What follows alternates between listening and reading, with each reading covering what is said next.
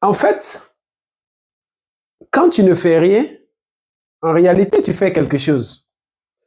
Regardons les choses un peu plus dans le fond.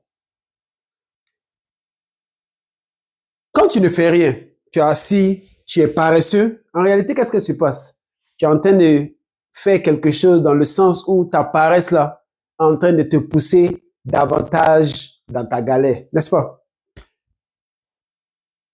Parfois, ne rien faire, ça veut dire c'est faire quelque chose.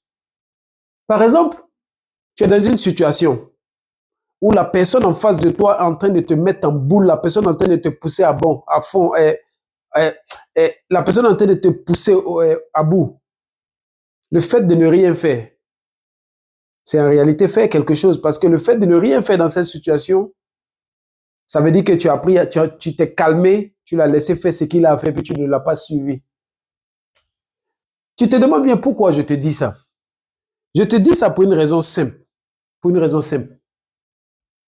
La raison pour laquelle je te dis ça, ok, c'est parce que parfois, tu vas te retrouver dans des situations où, parce qu'autour de toi, les gens sont en train de faire des choses, tu penses que toi aussi, tu dois les suivre. Récemment, j'étais en train de suivre un coach, ok, en investissement qui était en train de nous conseiller un peu. Et puis, il nous disait, parfois, ne rien faire, c'est faire quelque chose. Parce qu'il y a quelqu'un qui lui avait posé la question de savoir, en un moment précis, avec ses investissements, il y avait d'autres opportunités d'investissement qui se passaient. La personne demandait, est-ce qu'elle devait vendre une partie de ses investissements pour prendre cet argent pour aller investir dans un autre investissement?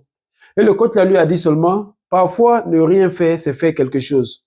Dans le sens où le coach lui a demandé, l'argent que tu veux prendre dans tel investissement, pour aller mettre ça dans un autre investissement, ça va te rapporter combien?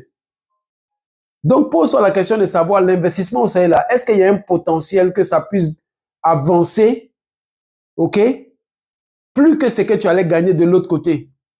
Au lieu de te mettre à suivre ce que tout le monde est en train de faire, comme tout le monde est en train d'aller investir dans tel truc, toi aussi tu vas aller investir dedans. Mais pose-toi la question de savoir, mais est-ce que l'investissement où je suis déjà là, est-ce que c'est que ça me rapporte là? Si je sors dedans pour aller encore me mettre dans une autre aventure, est-ce que cette aventure-là va me donner ce que je recherche? OK? Et à la fin de la conversation, la personne a compris qu'en réalité, ça valait pas la peine. C'était mieux de rester dans son investissement et puis de continuer son chemin. C'est la raison pour laquelle je voulais faire cette vidéo-là, pour te dire, parfois, ne rien faire, c'est faire quelque chose. Parfois, tu vas te retrouver dans des situations où tu veux suivre la vague. Tu veux suivre la vague parce que les gens font ceci, toi aussi tu veux faire cela. Mais pose-toi la question de savoir, est-ce que je suis obligé d'être en mouvement pour atteindre mes objectifs?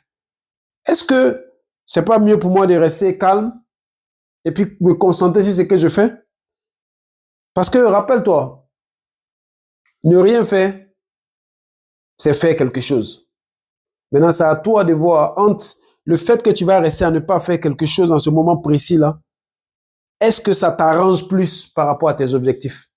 Et dès que tu réponds à cette question, je pense que tu vas te retrouver dans une situation intéressante. Bonne réflexion et à bientôt. Mohamed Sissoko.